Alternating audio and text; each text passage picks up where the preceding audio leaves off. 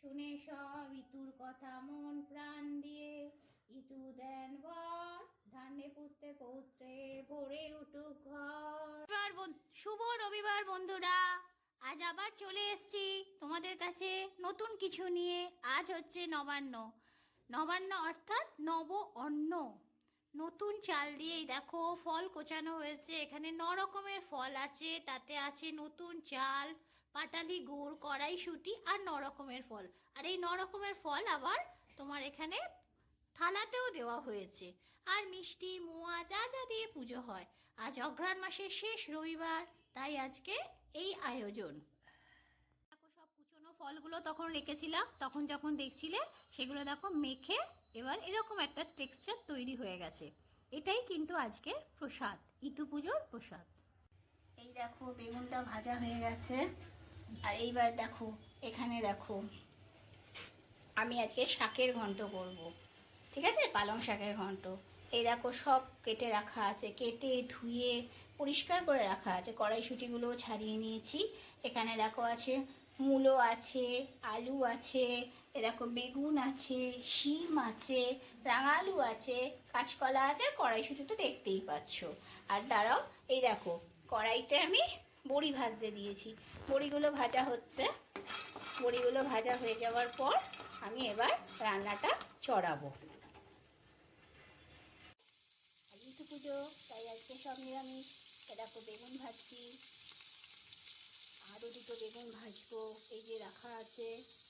তারপরে কি করবো সেটা পরে বলছি, ক্রমশ প্রকাশ্য। দেখতে থাকো আমার সাথে। কড়াইতে যে বড়িগুলো দিয়েছিলাম দেখো কি সুন্দর ভাজা হয়ে গেছে। এই বড়িগুলো এখন ভাজা অবস্থায় রইল। পুরো ঘন্টটার একবারে শেষ পর্যায়ে এইগুলো দিয়ে আমি ঘন্টটা নামাবো।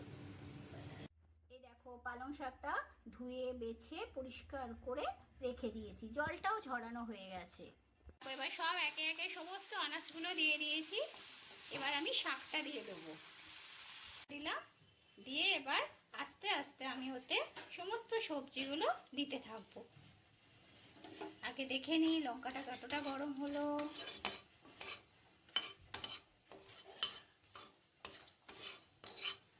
দেখো লঙ্কাটা বেশ হালকা হালকা পোড়া পোড়া হয়ে এসছে, জিরেটাও বেশ ভালো হয়ে গেছে। এবার আমি আনাজগুলো দিয়ে দিই।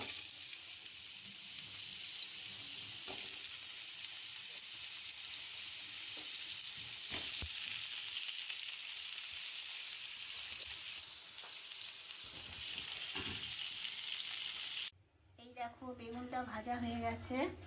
আর এইবার দেখো এখানে দেখো আমি আজকে শাকের ঘন্ট করব, ঠিক আছে, পালং শাকের ঘন্ট।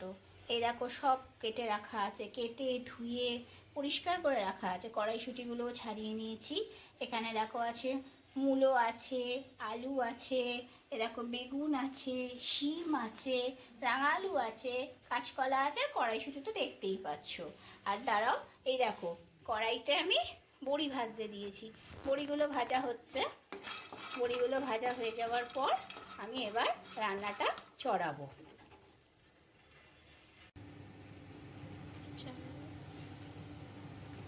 দেখো আমি নাড়তে থাকছি, আস্তে আস্তে এটা পুরোটাই মিশিয়ে নেব।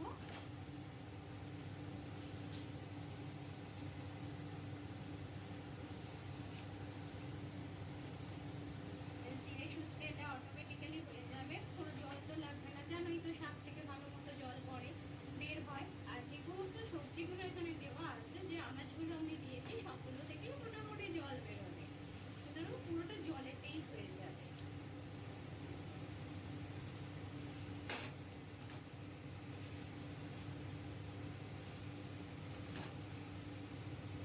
দেখো আমি ওতে একটু হলুদ দিয়ে দিলাম, একটু ভালো করে হলুদ দিয়ে দিলাম। এবার একটু নুন দিয়ে দেবো। মিষ্টিটা এখন দেবো না, তুমি জানো তো শাকের ঘন্ট মিষ্টি মিষ্টি না হলে ভালো লাগে না। সব সবজিগুলো আগে গলে যাক, তারপর মিষ্টিটা দেবো। এবার আমি নুন আর হলুদটা দিয়ে দিয়েছি। এবার আমি ভালো করে আবার ওগুলোকে মিশিয়ে দিই। নুন যদি কম হয় পরে আবার নয় খানিকটা দিয়ে দেওয়া যাবে। দেখো মিশিয়ে দিচ্ছি। এই দেখো শাক থেকে অটোমেটিক্যালি জল বেরোতে শুরু হয়ে গেছে। একটু আঁচটা বাড়িয়ে নিই।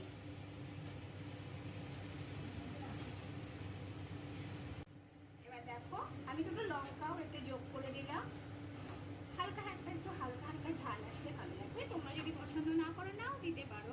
লঙ্কাটা দিয়ে দিয়েছি। এবার দেখো মোটামুটি আনাজগুলো দেখছো তো কেরম নুয়ে যাচ্ছে, আস্তে আস্তে আনাজগুলো নুয়ে যাচ্ছে। এবার আমি ঢেকে দেবো,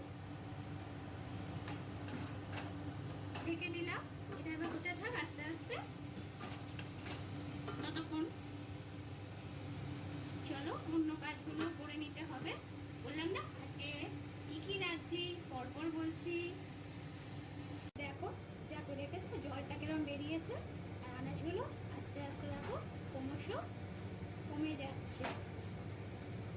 আনাজগুলো বেশ খানিকটা গলতে এখনো বাকি আছে। আমি আবার চাপা দিয়ে দিলাম, একটু একটু করে হতে থাক। এ দেখো হয়েই এসছে প্রায় বলতে গেলে। এবার আমি এতে একটু গুড় দিয়ে দেবো। চিনি খাওয়া আমি কবেই বন্ধ করে দিয়েছি, বছর দুয়েক ধরে আমার বাড়িতে চিনি ঢোকে না। কিন্তু শাকের ঘন্ট এমন একটা জিনিস, তুমি যদি একটু মিষ্টি না দাও কখনোই ভালো লাগবে না। হালকা একটা মিষ্টি মিষ্টি টেস্ট এলে ভালো লাগে। কিনা আমার একটু গুঁড়ো করা গুড় আছে, এই গুড়টা আমি দিয়ে দিলাম। দেখো গুড়টা আস্তে আস্তে মিশিয়ে নিচ্ছি। গুড়টা দিয়ে দিয়েছি। এবার একদম শেষ পর্যায়ে এবার আমি বড়িগুলোকেও মিশিয়ে নিলাম। বড়িটাও মিশিয়ে নিয়েছি। বড়িটা আস্তে আস্তে দেখো মিশে যাচ্ছে। বড়িটা মিশে গেল। বড়িটা একটু কচকচেই থাকবে, বড়িটা একটু কচকচে থাকলে খেতে ভালো লাগবে।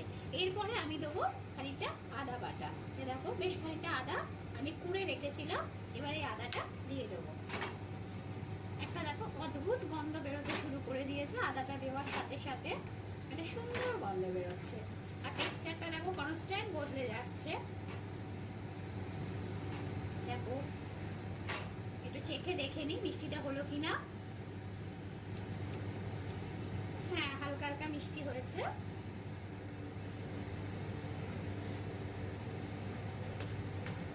হালকা হালকা মিষ্টি হয়েছে। তোমরা যদি কেউ মিষ্টি বেশি খাও তাহলে তোমরা একটু বেশি মিষ্টি দিয়েও নিতে পারো, তবে আমারও মনে হচ্ছে একটু মিষ্টি দিলে ভালো লাগবে, তাই আমি আরো একটু মিষ্টি দিয়ে দিচ্ছি। কারণ জানো তো গুড়ের মিষ্টতা চিনির থেকে কম, তাই জন্য একটু বেশি লাগে। আর তোমরা যদি কেউ মনে করো যে চিনি দেবে না, নাও দিতে পারো, মানে মিষ্টি দেবে না আর কি। আমি তো গুড় দিচ্ছি, চিনি বা মিষ্টি বা গুড় যদি কেউ না দেবে সেটাও নাও দিতে পারো, চয়েসটা তোমার। কারণ দেখো আমরা এখন কি বলতো সবাই মোটামুটি ঘরে ঘরে সবাই কিছু না কিছু রোগে ভুগছি, সেই কারণে আমাদের এখন অনেকটাই বেছে বুঝে চলতে হয়। দেখো আস্তে আস্তে কিন্তু টেক্সচার পাল্টে গেল। এবার আমি যেটা করব, পুরো খানিকটা ঘি আছে, একটু ঘি আমি দিয়ে দিচ্ছি। দেখো ঠিক এইটুকু পরিমাণ ঘি দিলেই হয়ে যাবে। দেখো আস্তে আস্তে ঘিটা দিয়ে দিলাম। এবার ঘিটা আস্তে আস্তে মিশিয়ে দিই। দারুণ একটা অ্যারোমা আসছে। হয়ে গেল শাকের ঘন্ট। এবার এটা আমি নামিয়ে নেব। পরে আর চলে আসি পরের রান্নায়। শাকের ঘন্ট তো হয়ে গেছে, কিন্তু শুধু শাকের ঘন্ট দিয়ে তো আর ভাত খাওয়া যায় না, আরো কিছু বানাতে হবে। এই দেখো আমি ডালটা সেদ্ধ করে রেখে দিয়েছি। এবার এই ডালটা আমি ভাজা মুগের ডাল সকালে আমি ভেজে রেখেছিলাম, এবার এই ডালটা আমি করবো। তাহলে চলো তার আগে একটু নারকেলটা ভেজে নিই।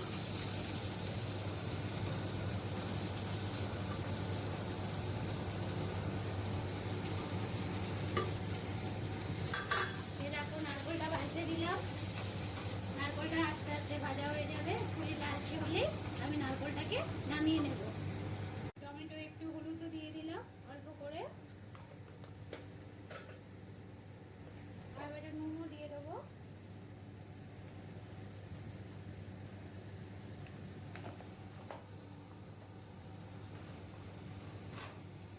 এবার এটা কষিয়ে নিই। টমেটোগুলো আস্তে আস্তে দেখো মিশে যাচ্ছে, গলে যাচ্ছে টমেটোগুলো।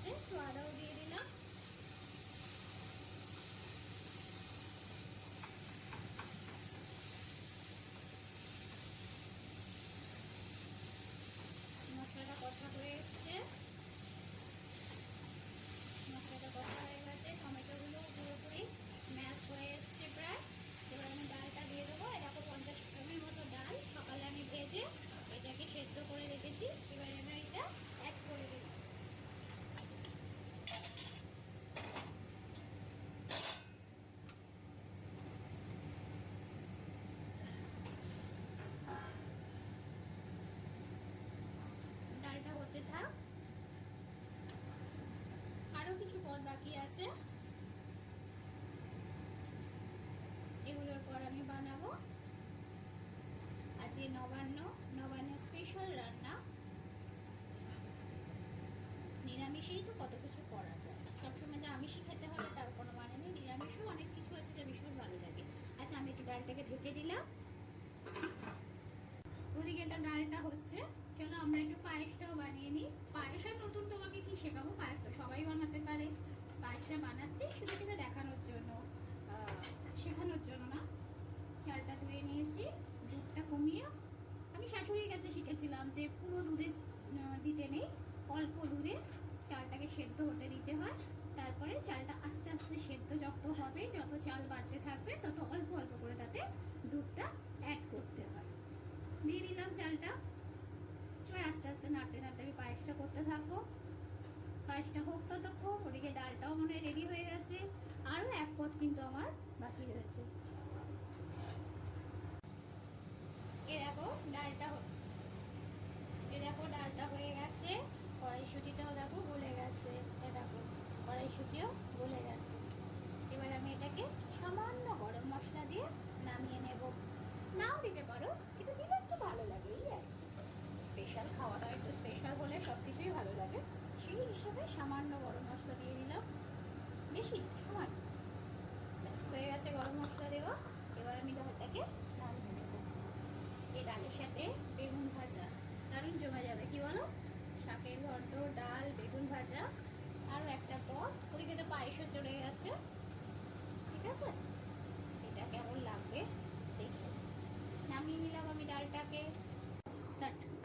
এই দেখো পায়েসের চালটা গলে গেছে, এবার আমি এতে পাটালি গুড় দিয়ে দিচ্ছি। পাটালিটা একটু গুঁড়ো করে দিচ্ছি, গুঁড়ো করে নিয়েছি। নাও পাটালি দিয়ে দিলাম।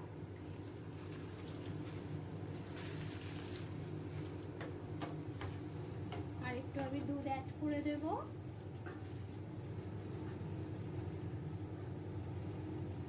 দুধটা বারে বারে অ্যাড করছি, এতে টেস্টটা ভালো হয়। দুধটা অ্যাড করে দেবো, কালারটাও চেঞ্জ হয়ে যাবে। পাটালি একটু আস্তে আস্তে গলতে শুরু করে দিয়েছে। দেখো পায়েসটা হয়ে গেছে, কালারটা কি সুন্দর এসছে না? নতুন গুড়ের পায়েসের রঙই আলাদা হয়ে গেল। এবার শুধু আমার কপি আলুর দমটা নামলে আমরা এবার খেতে বসে যাব। এবার দেখো শেষ রান্নাটা করে নিচ্ছি, আলু কপি দম। সবাই করতে জানে, নতুন করে কিছু দেখাবার নেই। আলু কপিটা ভেজে নিচ্ছি, তারপরে আস্তে আস্তে তেজপাতা আর তোমার জিরে ফোড়ন, হিং ফোড়ন দিয়ে আমি কষবো। আগে এগুলো ভাজা হয়ে যাক, এতে একটু নুন আর হলুদ আমি মিশিয়ে দিচ্ছি, চট করে ভাজাটা হয়ে যাবে। নুন দিলে ভাজাটা চটপট হয়ে যায়।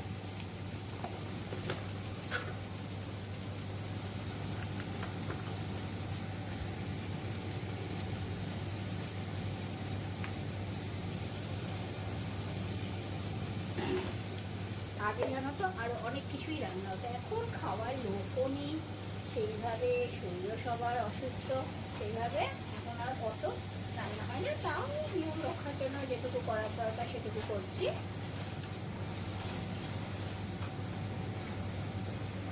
দেখো আলু কপিগুলো অনেকটা ভাজা ভাজা হয়ে এসছে। আমি কিন্তু আলু কপিগুলোকে একদম ছাকা তেলে ভাজছি না, ওই যে বললাম তেল খাওয়াটা একটু কমানোর জন্য। তেল জানোই তো কপি ভীষণভাবে তেল টানে, কিন্তু আমি কপিটাকে একটু ঢেকে রেখে দিয়েছিলাম, তার জন্য তেলটা দেখো কমে গেছে, কমই লেগেছে। আর দেখো কপি আলুগুলোকেও হালকা হালকা ভাজা ভাজা হয়ে গেছে। ব্যাস এগুলো আমি তুলে নিয়ে সাঁতলে নেবো, নিলেই হয়ে যাচ্ছে কপি আলুর দম। এগুলো এবার আমি তুলে নেবো একটা জায়গায়।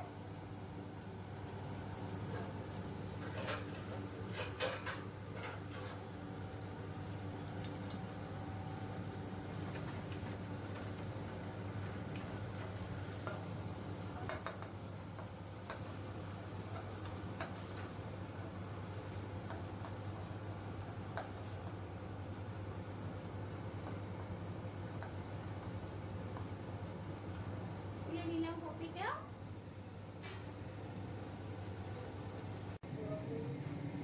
এই দেখো মশলা থেকে তেল বেরিয়ে এসছে, তাই জন্য আমি এবার এতে একটু জল অ্যাড করে দিচ্ছি।